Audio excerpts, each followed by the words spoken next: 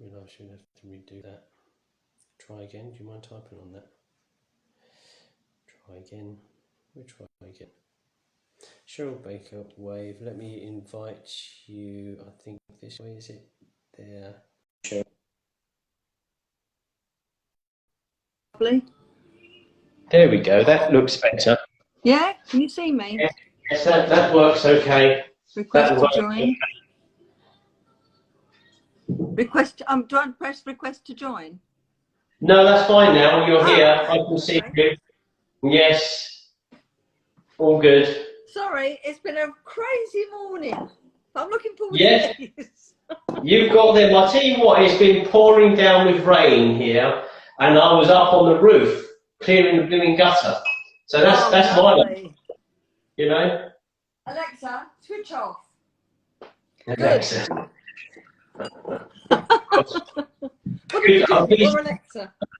I'm pleased you've joined us, Cheryl, and at least we've got some champagne just to de-stress. And I need it. I need it today. Yeah. Thank you very much. I've got my favourite glasses out.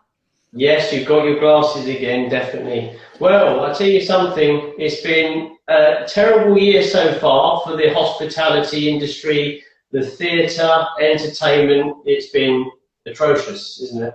It's been absolutely awful, yeah.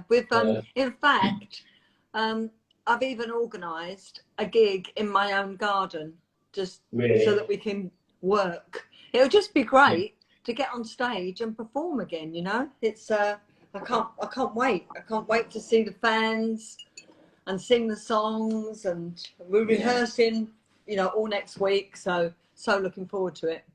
But it's the only way to get a gig. Well, I was walking down on the seafront a few weeks back, and there's still like a poster from 2020, I think, for the Fizz, which didn't take place, you know. Oh, well. I expect it'll still be happening, but probably next year. Lots of our gigs have been pushed forward to 2022.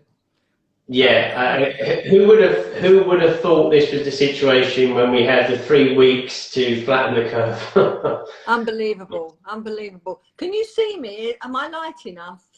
Yeah. Well, you're kind of light. You're a touch on the shaded side, but I don't know if you've been sunbathing, so maybe. I've got some other lights. I'll put them on, see if it makes a difference. Yeah, of course.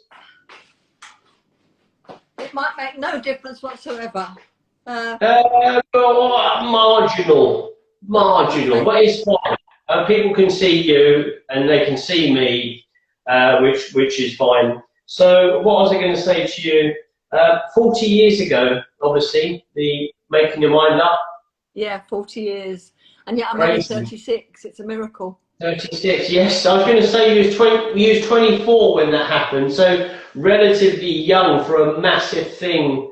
I was older than 24. I love that you said that, but I was old. I was 27.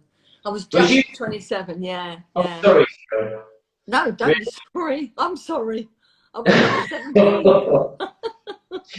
Really, but all of those years ago. But you've had quite a lot of career. I mean, if I checked your name, say on Google, if we get rid of all the gutter press and all that rubbish type of thing, an awful lot of things that you've done, you've been with. For me, it was always Record Breakers. That for me, I knew you for. But I was even looking at Eggs and Baker. Yeah. The children's program. That was my two loves, cooking and singing. Yeah. So it was amazing. I loved it. I did that for 5 series, and Record Breakers I did for 11 series. It was wonderful. It was wonderful years. They really were.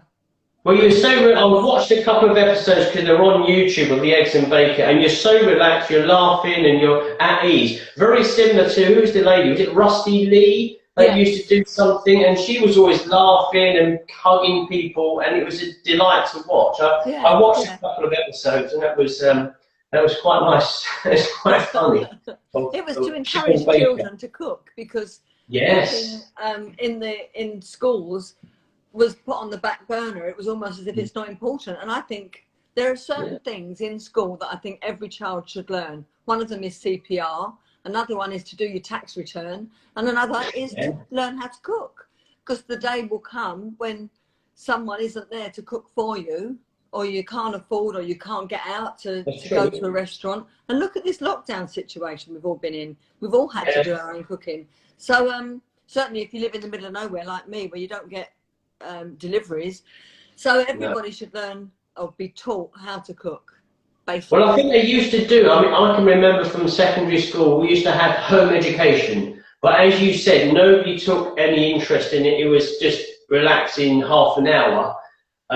But it's a serious industry. And as you say, just for your personal usage, but a lot of people go into the catering industry.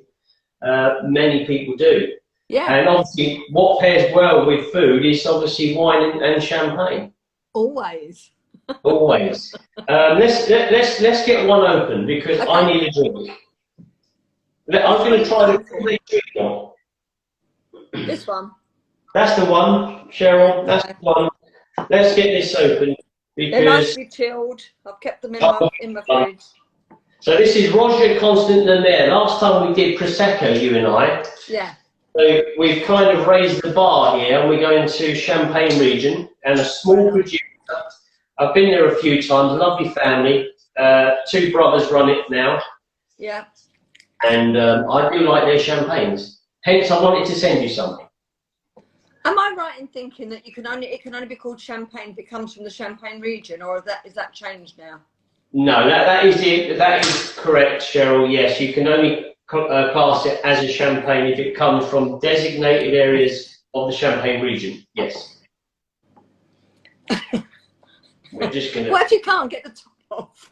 What about your teeth? It's coming. It's coming. Don't worry. Don't worry. It's coming. It's coming. Here it comes. Yes. Look at that piece. I love it. Oh. There you go.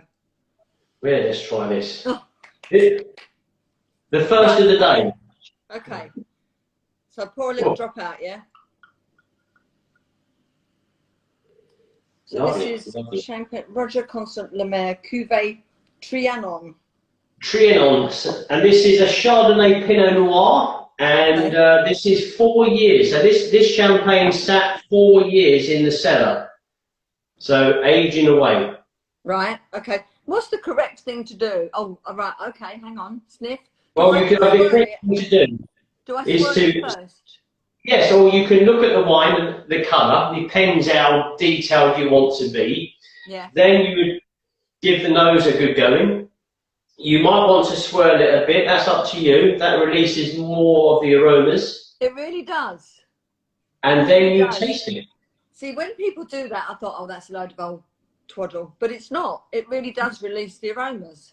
I'm the same as you. I used to think that, oh, for goodness sake, just drink the blooming thing. What are you doing sticking it up your nose? But now, if I go in the pub and I have a beer, I end up doing the same thing. You're smelling it. You're just thinking, oh, it's getting obsession. But right, do we taste now or not?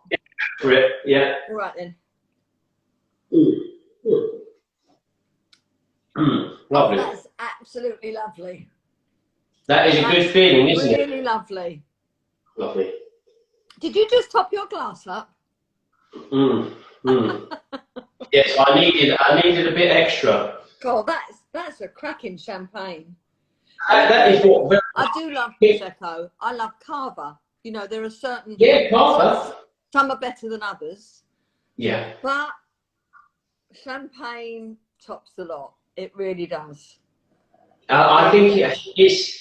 If you explore the world of wine, you suddenly find a region you like. Like Cava, very, very good. But usually, champagne does sit at the top, purely because of the history and the winemaking skills they have, and the grapes and the terroir. So, yeah. But this is lovely. Peachy, apricots, a little bit of pastry. Pastry? Yeah, pastry? No, I can't. I don't know where you get all these. It just tastes great to me. You know. Well, that's all that's important, Cheryl. If it tastes great, it makes you happy. It's doing the job. Champagne is happy juice, that's for sure. Happy juice. I tell you what. When I checked on Google, there was something about Bucks Fizz Tour that you had an accident in the coach as well. I read the report. That was in December 1984. Yeah. Me and Mike Nolan went through the windscreen, so that was interesting. Waking up in the road. Yeah, so many years ago. So, and we're okay now. We're okay. I broke vertebrae in my spine. Mike had a blood clot on the brain. Jay was injured. Bobby was injured. I mean, our keyboard player, practically every bone in his body was broken, but he survived. So, and we still see him now, which is great. Well, it's amazing. Usually, a lot of singers and artists have accidents like that. Was it Lynyrd Skynyrd or something? Was in a plane crash? Well, you're on the road so much, you know. You're traveling so much, and you're traveling at hours that most people are in bed. You know, we finish a gig even now.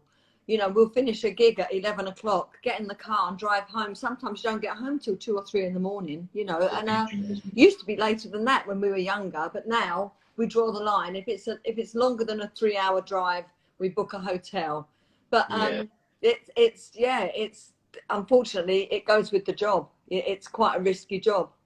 Yeah, it was quite a risky job. No, definitely, I saw that. And you were born in Bethnal Green, so East End of London. Yeah. And so I was born in Ilford. You Ilford? Yeah. I was in Ilford last week. I've got a friend in Hainault, and that's classed as Ilford. That's it. So, I used to live in Hainault as well.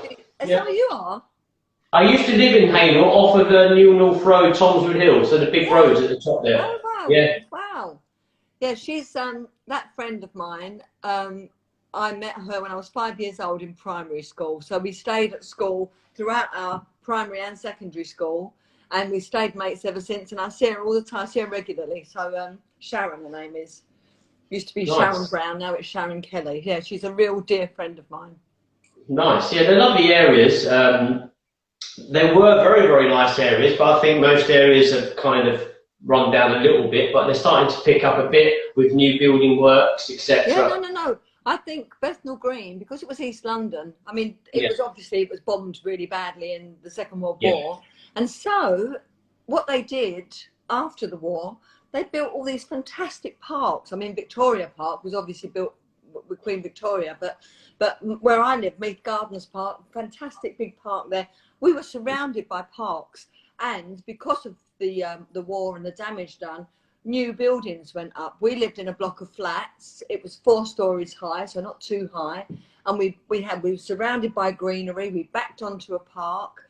It really wasn't a bad place to live at all, other than the fact that East London was regarded as, you know, a pretty dodgy area. Now, I couldn't afford to live there now. Like an idiot, we didn't buy the flat. It was a council flat, and we didn't buy it. And it was offered to us because we moved in when it was first built. It was offered to us for a ridiculous sum. So 11 grand it was offered to us. That was in 1983, £11,000.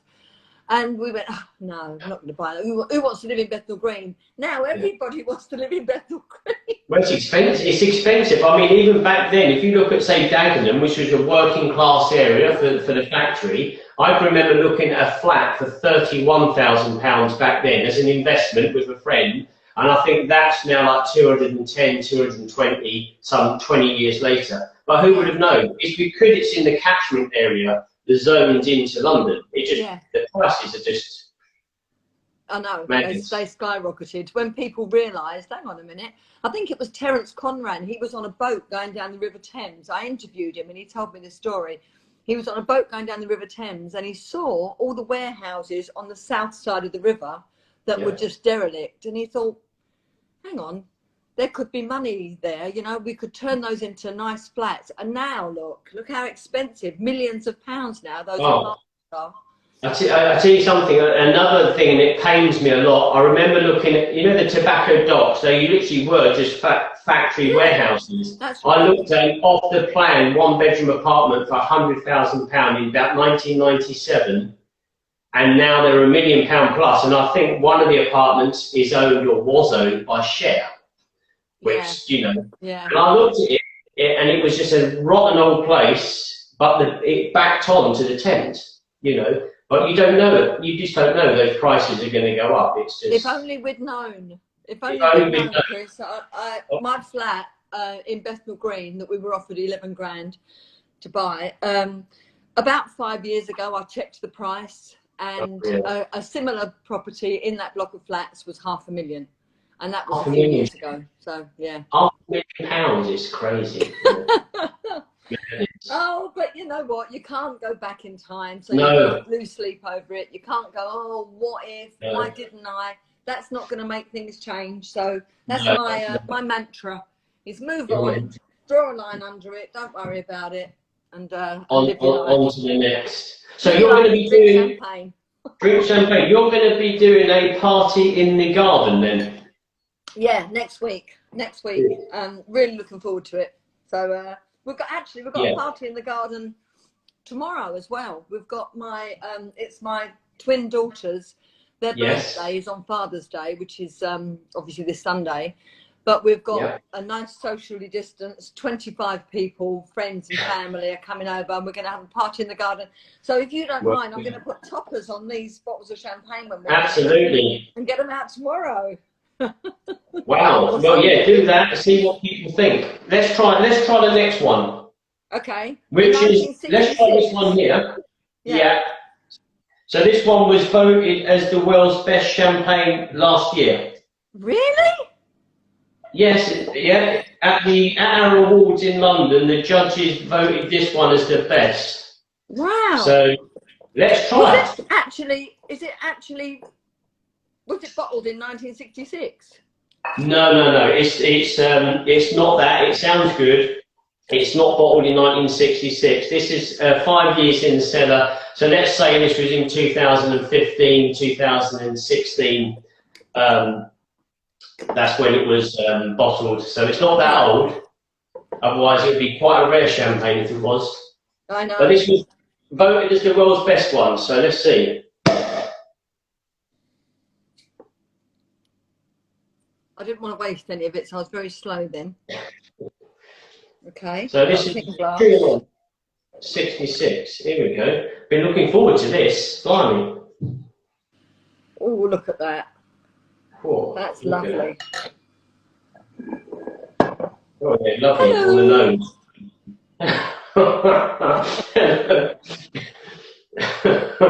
That's really good. Cool. Really good. Very nice. I can see why the judges went mad over this champagne. The master of wine. Tell me why. Sorry, because Cheryl? I think it's delicious, but I'm not sure that it's that much more delicious than the previous one. So tell me what you can taste, because you're the connoisseur. I would say it just shows a little bit more of the bready style, the contact with the lees in the bottle. So we've got more of the bakery side as well as the fruit, on the nose especially. It's delicious. It is very nice. Beautiful champagne. Yeah. Very refreshing. It makes your mouth water. It does, actually. It does. Apricots, peach, and kind of citrus burst. Yeah, no, I can get the citrusy thing, yeah. Yeah.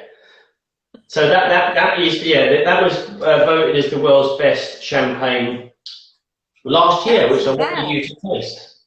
So why is it called 1966 for a reason? I think it's to do with the family history. So it's a poignant moment in the family history with regards to this wine. It was created in 1966. Oh, I see. So that's why that's on there. I've told them already that does confuse people, because some people think, oh, I would have thought it was because they were celebrating England winning the World Cup. No, probably not. I don't think the French would be celebrating the England winning something. But I agree. I did taste a 1966 champagne last summer. It was literally that old, but there was no fizz. It was very delicate, very flat, but wonderful flavours. But you haven't got the bubbles, which is what you want with champagne. So you do. You got to have the bubbles. That's the whole point of it. Yeah, of course it is. Yeah. That's very, very nice. Yeah, that's good. I'm pleased you like that one. I'm just gonna. I've got some in here already. I'm just gonna finish this glass. I don't want to pour it away, so I'm gonna finish it as we chat. Oh yeah, blimey. So have you got what other? It's purely for what's the reason I'm looking for? Not medicinal. It's what we're doing. We are researching. It's purely for research. Yeah, Drinking the champagne. This is a business meeting. Yes, yes. We can put this down on expenses. Yeah. Well, think about it. I have to do that with regards to our business. Like food and the champagne would have to go against expenses.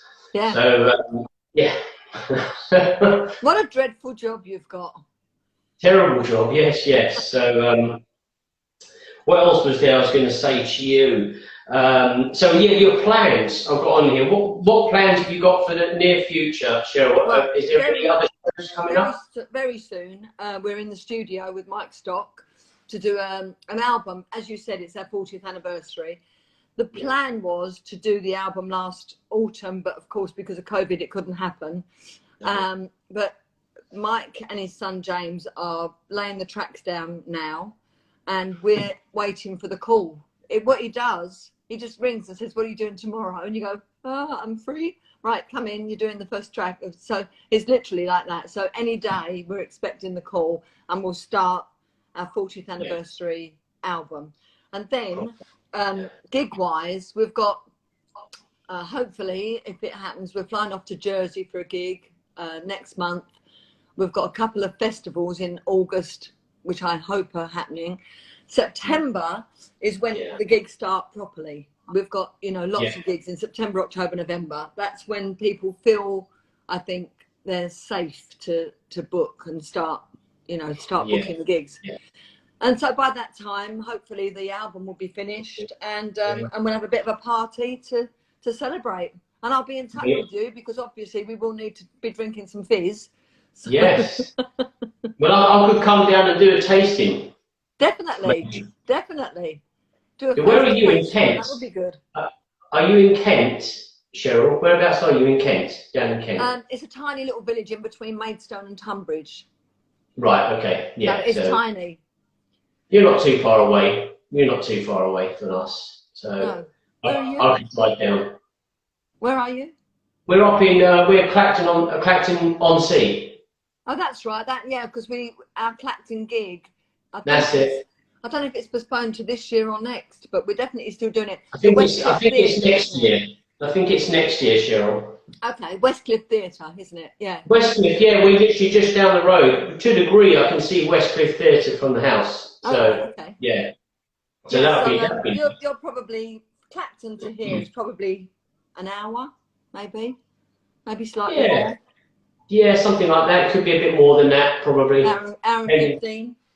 Yeah. I'd welcome you anytime. Well, I mean, Westcliff, I think the last time I was at Westcliff, I went to see Vicky Michelle from Hello Hello. She did something up on the stage there.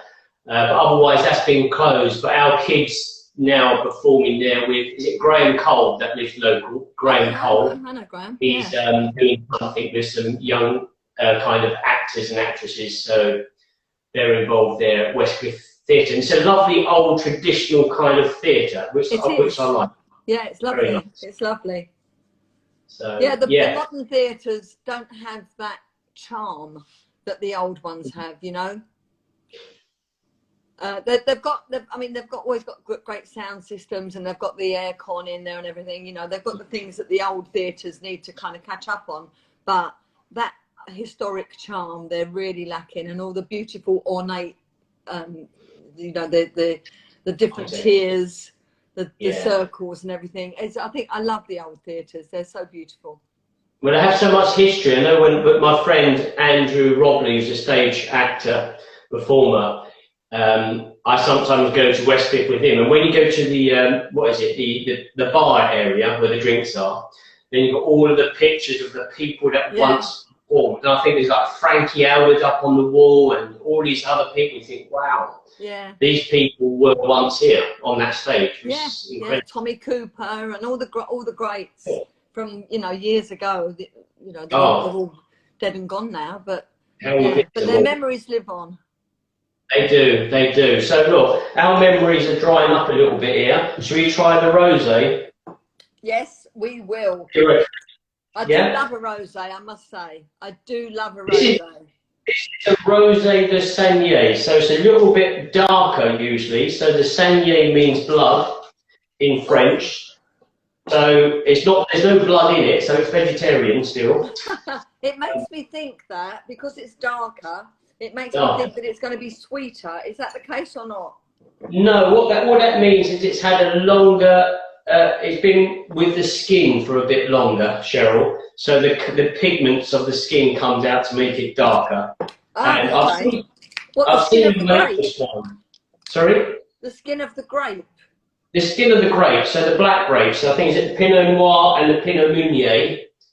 Right. Those grapes are black grapes, but obviously the juice inside is white, so they need the black grape, the skin, to make the colour. Oh, I see. So that's all it is that gives it its colour. That's it. Usually, sometimes a red wine, depending on the winery, but they use the skin contact. Okay, okay. Here we've got a lovely colour. Look at that colour. It's a beautiful colour, isn't it? Oh. It really is. Super. Oh, well, I love that. Look at that fizz. Your guests are going to enjoy them. Hopefully your guests are going to enjoy that wine, these wines, hopefully. Sorry? Are you going to let your daughters try any of the champagne, or are they not allowed to? They're going to be 27. I think they're allowed. They're allowed to. Let's give this a go. Completely different smell. Totally different. Yeah. Go for the taste. Totally different, as you say. It's delightful. Absolutely delightful. Yeah. Delightful. That's what we want to hear. Delightful. Yeah. So that is Roger-Constant Lemaire champagne. They do some other labels, but for the time being, I'm their brand ambassador in the UK, so I'm helping them with their exposure. But maybe how much would these champagnes cost then? How much do they cost? It depends who you're buying them from. And let's just say the rosé would be around about £35 to £38 if you're buying that from somebody. This Trianon here would probably be around about 40, 42. The 1966 World Finest could be like £50 upwards. Right, right. Depending who you're from. Oh, so actually the cheapest one is the rosé. The cheapest one, surprisingly, because usually in the supermarket, the rosés are more expensive. Yeah, exactly. Yes, but these two are a little bit, they're aged champagnes, so they're going to cost a little bit more money because of the years they've spent in the cellar. Yeah. So, but the cheapest one is the rosé. But it doesn't taste cheap. Hey, darling, doesn't taste. It tastes beautiful. That's the main thing. So I tell you what, next time, Cheryl, we need to do Carver. So if I send you some Carver in the next month or two, we can do a Carver tasting. Yeah, yeah, that would be great. You're up for that? Absolutely. Yeah. Honestly, I'm no snob. I think that I've tasted English sparkling. I've tasted, obviously Spanish Carver, and I think some people think of Carver as like the cheap version of fizzy plonk, but no, some of them are fabulous. Yes, no, they are. I've been into... And they do say champenois, is it champenois the method? So they do the same method as champagne. It is the same. It's made in the same way, so it takes as much time and effort to make Carver as it does champagne. They've lost their way in recent years, and so the prices have gone down for Carver. But a few years ago, Carver was super popular. Yeah. And they're trying to get there again today. But I've been to Carver a few times, and there's some really good wines there. So I agree, Cheryl. Do you think it's because of Prosecco? Do you think it's because of the popularity of Prosecco that Carver's kind of gone down in popularity? There's a couple of other political things, but yes, that is one of the big reasons, is the advancement of the Prosecco. But in the background, Carver have had a few little disputes with who's representing them and taking them forward. But in the next few years, Carver will re-emerge once again in the UK market, I believe. So what I'll do is I'll find some nice labels that you and I can taste. So when we repeat this again, hopefully at that time you're back working and with the fizz, and promoting what you do best. Because it's probably been very tough for you to be stuck type of thing, not doing what you enjoy. Yeah, it's been very hard, but I've had a lot of gardening, and I've had the family around me, which has been amazing. So, and I'm just glad that now I'm putting things in my diary. You know, there are jobs and gigs going in my diary, and it's nice to be working again. I like work. I like performing, and so it's been fine being at home. It's been completely different, and I think lots of us have actually enjoyed the freedom of not being stressed by work. But I missed it, and I'm glad that hopefully things are getting back to normal again. And I'll drink to that. I echo that. Yeah, a lot of people have found it tough, especially, as I say, hospitality and the arts industry. It's been very tough. So let's hope it opens back up, and we'll see you more often on TV and on the radio, and not so much in our price, but maybe online with an album and some good positive reviews. That would be great, wouldn't it? There's a few TV things come in, so nice ones, you know, so that I can talk about when they're announced, you know. So, and as I say, Fizz are going to be working, so and recording, which is amazing. Doing the new album, that'll be great. So, but Chris, this has been delightful. I've loved it. Good. I'm pleased you like Carver. We'll do Carver next time. I'm pleased you like the champagne. I want to thank you for joining us, Cheryl. I know you're a busy lady, so I appreciate your time that you've offered us, and I wish you all the best. And hopefully we'll chat again soon, Cheryl. I hope so. I'll drink to that. Cheers, Chris. Lovely to see you again. And you. Okay, you take care, Cheryl. I will. Bye-bye. Bye-bye. Bye-bye.